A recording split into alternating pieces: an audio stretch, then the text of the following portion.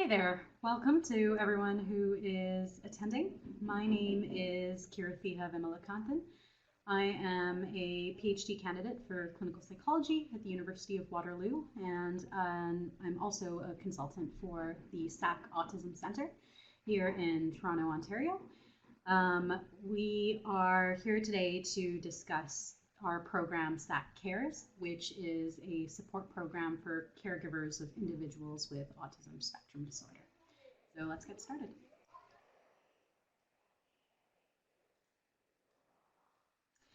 So to start off, I'd like to tell you a little bit more about our center. Our mission is all about making autism care equitable for all Canadians. We were primarily formed in 2008 to aid and empower newcomer and low-income families living with ASD. And we engage in a wide range of advocacy and awareness building initiatives, in addition to providing free and subsidized programs. So we've been a registered charity operating since 2008, as I mentioned. We currently serve 350 families through a variety of programming streams, including ABA therapy, speech-language therapy, and the Adult Day program. We're privileged to have a very large volunteer base in addition to a full-time roster of staff members, 21 of those, and about 150 volunteers annually who support our programming and operations. And we happily recently just moved into a 11,000 square foot facility.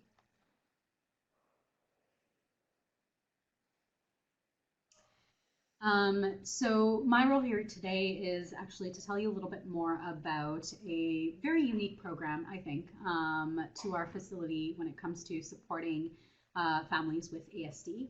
And it's a caregiver support program. So the big question to start with here might be, why support caregivers? And we know a couple of really important things from research when it comes to this question. So the first is that caregivers of children with ASD report elevated stress and social isolation. Parental mental health difficulties, of course, can act as a risk factor that compromises the family unit's well-being. And ultimately can have really significant consequences for the development of the child with ASD and for children in the family unit without ASD as well. We also know that existing approaches do not systematically and directly target parental functioning. Instead, they tend to focus on parent training for behavioral management or methods to facilitate joint attention. These are, of course, crucial interventions, but taken together, these findings suggest that there's a need for interventions that directly address parental mental health.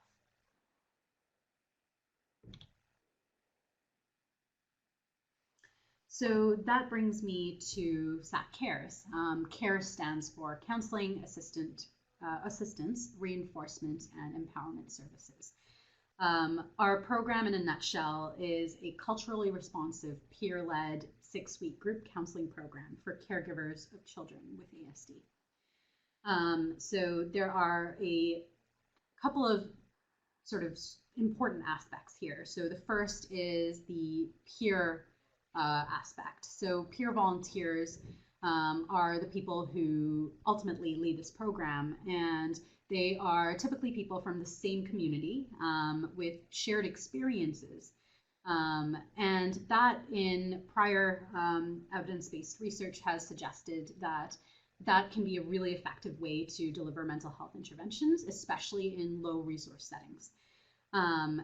I also think that this allowed us to address barriers that prevent treatment seeking of mental health services in this community. So targeting South Asians and other visible minority populations who have reported language barriers, for example, or cultural incompatibility with healthcare providers as barriers to accessing health services. I think that's a really unique facet of our program that doesn't necessarily exist anywhere else. The peers are also selected based on their experience working with vulnerable populations and or having been a caregiver of an individual with ASD. And we also provide training to fill in those gaps. Furthermore, they're matched based on their ability to communicate in the first language of the participants of the program themselves. The other question might be why we might do this in groups. And the group-based format of this program ultimately targets the social isolation that caregivers might experience. And I think it's really important in helping us normalize the difficulties of supporting kids with ASD. This format presents an opportunity for parents to hear each other's experiences and develop a shared sense of identity. I really do believe that this is what gets parents in the door, as opposed to an individual format, which for this population can be really uncomfortable and isolating, even if it provides ultimately more one-on-one time or more time for counseling.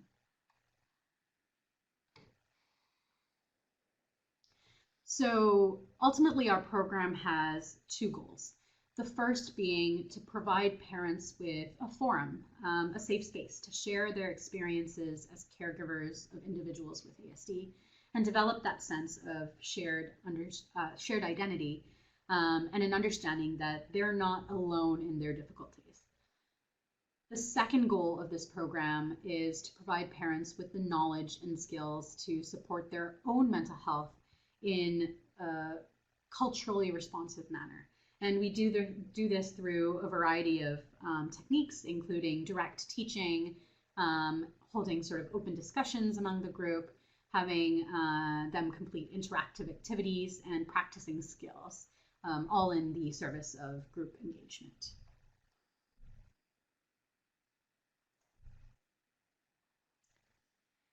So what we found really helpful in terms of content to focus on, let's start here with stress and stress management. I think parents are very keen to discuss their experiences of stress once they have a better understanding of how they might experience it. So the first place that we start is actually just psychoeducation about stress, its physical and psychological effects, how it might affect the body, the mind, your behavior, how it might affect the whole family, where it comes from, and the understanding that it has, an adaptive function, but at the same time can be at a certain point harmful. So we start off with a general sort of overview of stress and how it works. And then we also spend a good amount of time talking to families about coping with the stress of a new diagnosis. So the different phases they might go through, the emotions that they might experience as they are kind of grasping this change or this transition for their child and for the family unit as a whole. The other important part of course, talking about stress is stress management. And this is the portion of the group program where parents get the opportunity to really just experiment with different techniques that might help them manage stress on a day-to-day basis. So every group session actually involves the practice of relaxation techniques such as mindfulness meditations, body scans, breathing exercises. We typically start the session with one relaxation exercise and close the session with another. And this really gives parents the opportunity to experience different styles of relaxation techniques and just put it into practice beyond talking about it as an abstract concept. We also encourage them to see what works for them, what they're already doing, and really sort of empower them to carve out a little bit of time in their day to pay attention to how they're feeling, pay attention to their level of stress. The other important aspect of stress management that we discuss is lifestyle factors. So it's very common for caregivers to neglect the basics that can be really essential when it comes to supporting others. So whether that's, how are you eating? How are you sleeping? Are you getting active? And the sort of important aspect of the just day-to-day living that allow caregivers to keep going. So lifestyle factors is another big one. And finally, the other important aspect of this module is the discussion of when it might be important to seek professional help. So we're very cautious about making sure that while parents are equipped with the day-to-day stress management skills that might be essential to their mental health, that they are also given an understanding of recognizing when things have gone to or escalated to a level that they might not be able to manage on their own, and really just sort of promote and validate the seeking of professional mental health services. And paired along with this is just the discussion on the resources that are available to the community in the Toronto and GTA area.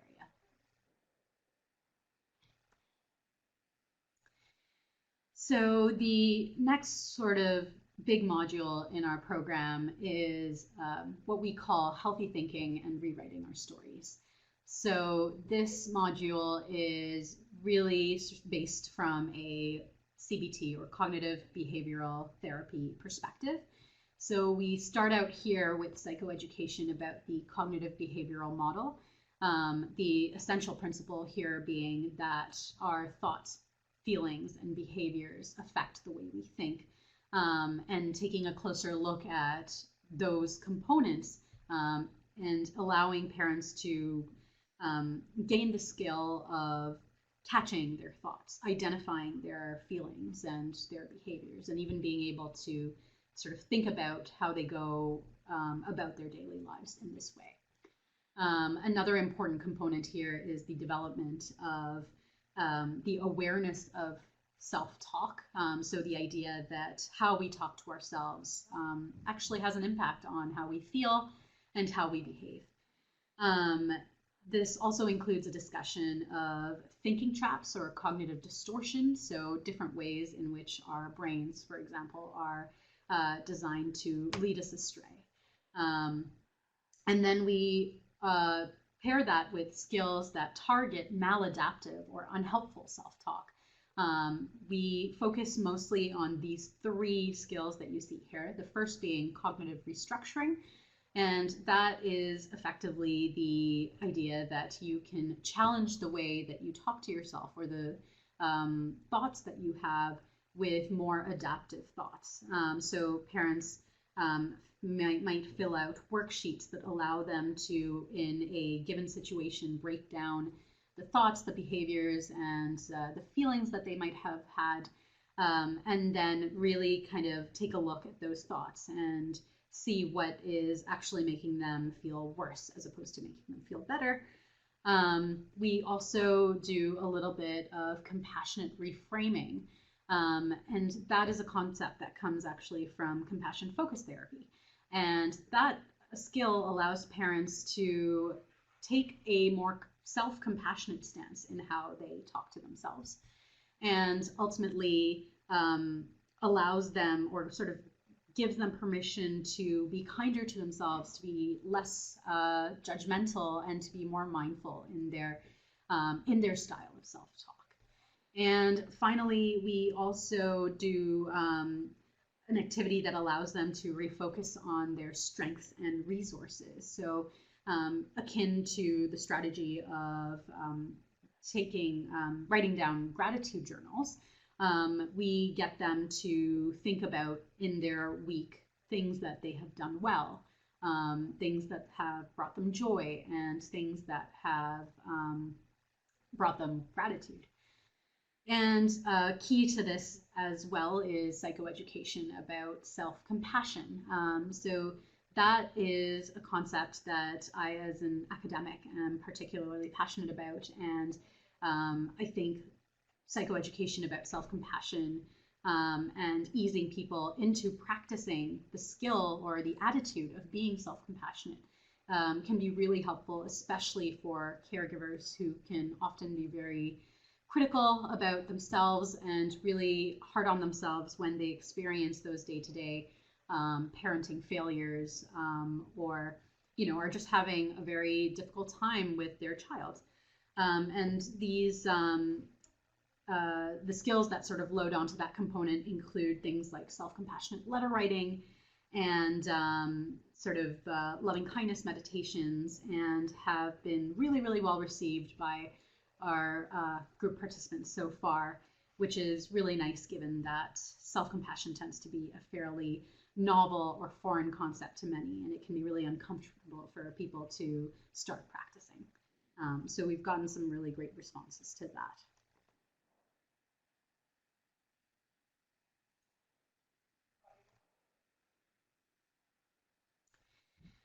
The other big module that we cover in our group program involves problem-solving skills. So this starts with psychoeducation about different thinking styles. We in particular use Edward de Bono's 6 hats model, which is a really fun activity actually that allows parents to take on different thinking style, so perhaps thinking from a very logical perspective versus thinking from a very emotional perspective. And it really allows for an exploration of how they as individuals might default to thinking and how they as individuals might want to be thinking. And one thing I love about this component of our program is just how collaborative and interactive it is. So we have case studies that have been written specific to this activity that discuss the sort of the usual struggles that might be faced by, say, a mother who is trying to take care of her child with ASD as well as her children without ASD, and manage, say, her relationship with her partner as well, and just the sort of role conflicts that may emerge, and how to problem solve through that sort of situation. And what we've seen with this sort of group-based problem-solving activity is just a really nice openness and enthusiasm from parents. I think this case study-based learning allows them to put some distance between the struggles that they face and allow them to just sort of take a step back and really consider how they might, counsel another parent who is experiencing these difficulties. And I think they're also designed to foster discussion about personal experiences. We've seen participants in the group really just relate to the case study, and that has afforded the opportunity for them to open up about the experiences that they've had as a caregiver. We also include in this group module a little bit of psychoeducation about assertive communication. So what are your sort of legitimate rights as an individual, and conflict resolution in relationships. So different sort of tips and tricks for communicating well with your partner, and problem solving, which really allows for parents to sort of feel more like a team when it comes to navigating the difficulties of parenting a child with ASD, and just also the difficulties that might be experienced as a family unit.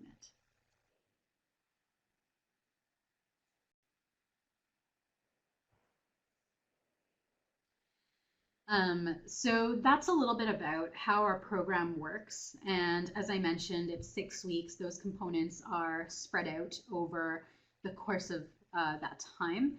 And it is a fairly flexible program, so we're not rigid about sort of continuing to teach those skills. We take each group as it comes and tend to see what is helpful for that group, what that group is responding to.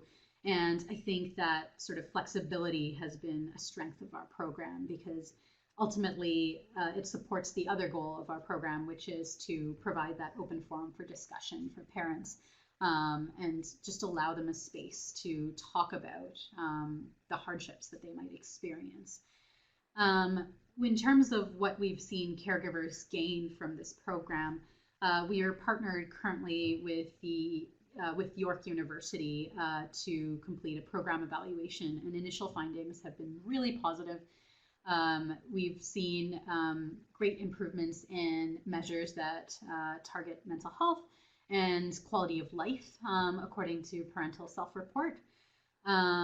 We do believe that this suggests that culturally responsive peer counseling can be a really effective and accessible support, especially for parents from low resource and diverse communities, which whom I have mentioned have very difficult times just seeking support in general, let alone seeking sort of professional mental health treatment.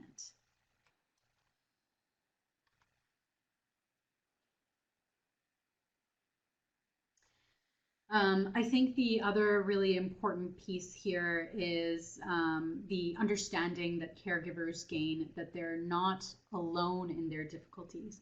So in the context of this program, I've seen more experienced parents reassure or share strategies with newer parents. And the nice thing about this is that this not only supports the newer parents and gives them that sense that someone else has gone through this, but it actually presents opportunities for experienced parents to feel a sense of mastery in their parenting. And I think that that can be a really empowering aspect of our program.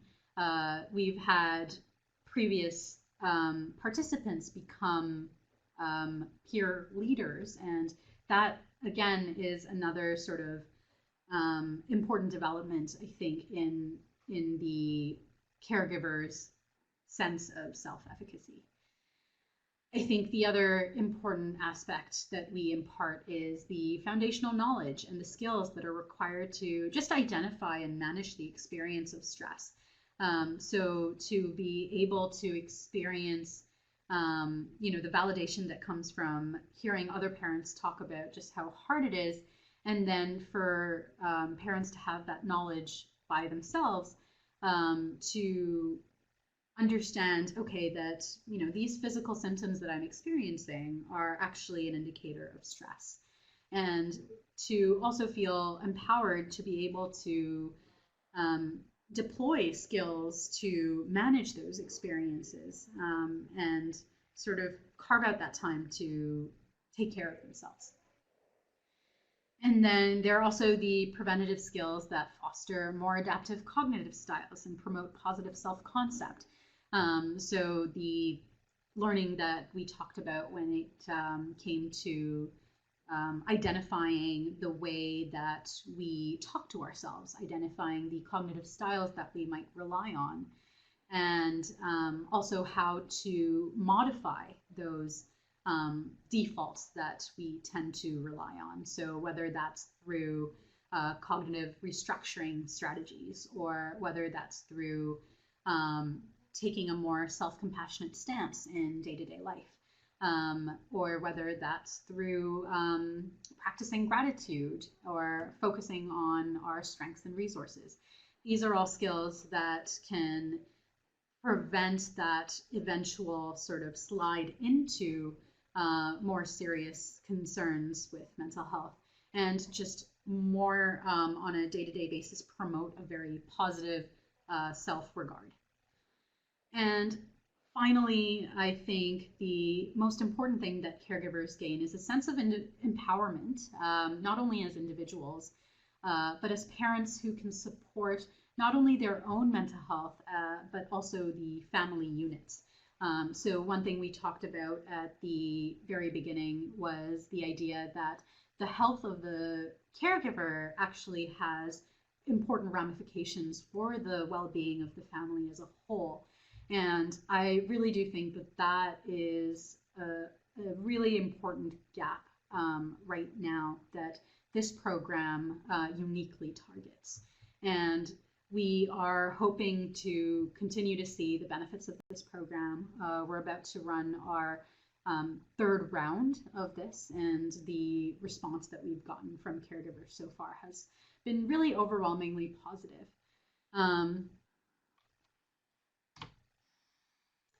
And so I hope that this has been an interesting and informative webinar today. I do think that this program can be adapted into, I'm seeing a question here about whether this is available in other languages, and Ultimately, I think the program is set up to be just very culturally responsive and flexible to the needs of these various populations that currently have been underserviced in the sort of services that are available to people in the autism community right now. And yeah, thank you for listening in.